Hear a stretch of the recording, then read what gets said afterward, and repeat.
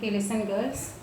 Last video what I said is I said regarding that meaning for accountancy, economics and also commerce. Now we are coming to the accountancy. Accountancy in the sense what I said as per the rules. Which rules we are going to follow? Yes, the main rules in accounting system is double entry system of bookkeeping. Double entry system of bookkeeping. Double entry in the sense each and every transaction they have two aspects. Okay, transaction in the sense what is day to day affairs.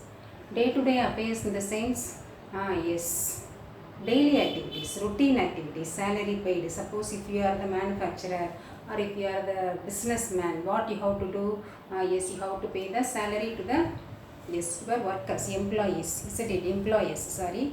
Then salary paid, rent paid, electricity paid, isn't it? Wages paid, everything is called as the day-to-day affairs. It is in accounting terms is called as the transaction.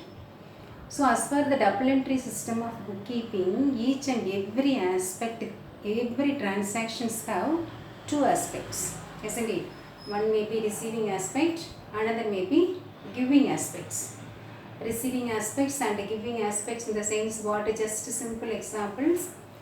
Chalk piece. Suppose if you are going to buy the chalk piece to the shop, what you will do? You are going to give the money. Giving aspect, isn't it? Instead of giving money, just you are going to receive the chalk piece. So giving aspects and also receiving aspects. So each and every transactions must have the two aspects. The two aspects should be entered in the accounting note. So it is the basic principle. So this principle is called as the double entry system of bookkeeping.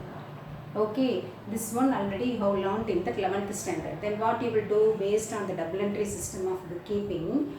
First step what you have done in the 11th is you are going to pass the journal, isn't it? So all the transactions should be entered in the journal based on the accounting principles. That is double entry system of bookkeeping.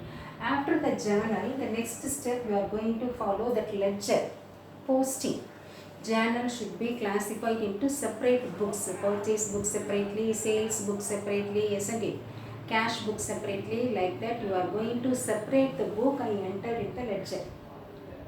It is the second step. Then the third step, after the ledger, everything should be passed on to the next book, that is called as the subsidiary book. Here it includes two books. One may be cash book, another may be credit book, isn't it? Cash book in the sense you have already studied in 11th standard, simple column cash book, double column cash book, triple column cash book.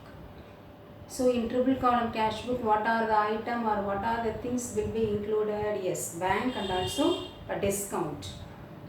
But in the case of credit, they are going to enter only the credit transactions alone, isn't it? So under the credit transactions, what are the books you may be prepared? Yes, purchase book, sales book.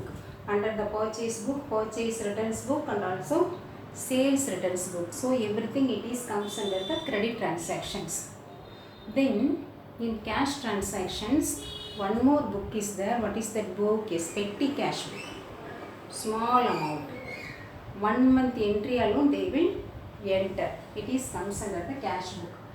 First journal, next ledger, next subsidiary, after that one trial balance, isn't it? Next one what we are going to do? Yes, trial balance we are going to prepare. What do you mean by trial balance? Whatever we have prepared is correct or wrong, just we are going to check in draft. That is trial balance. Suppose trial balance is not tally. What is the next step? Yes, you are going to prepare the rectification of error. How to rectify the error? We should not cut. We should not erase also. Instead of that, we have to pass the opposite negative. How to find out in here the error is there? Yes, in trial balance is not tally. The amount should be transferred to suspense account. So suspense in the sense we are committing some mistakes in posting or carry forwarding, otherwise casting. Can you clear? Then the next step what you have to do after the trial balance, the last step is final accounts, isn't it? So in the final accounts, what are the accounts you are going to prepare? Yes, first one is trading account. All the trading activity should be entered here.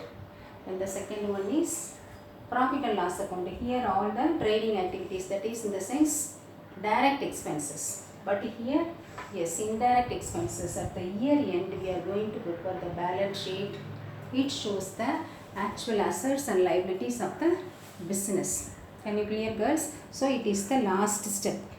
Then in between the last year, you might have studied how to prepare the depreciation account. So many methods may be learned, isn't it? That method also it came.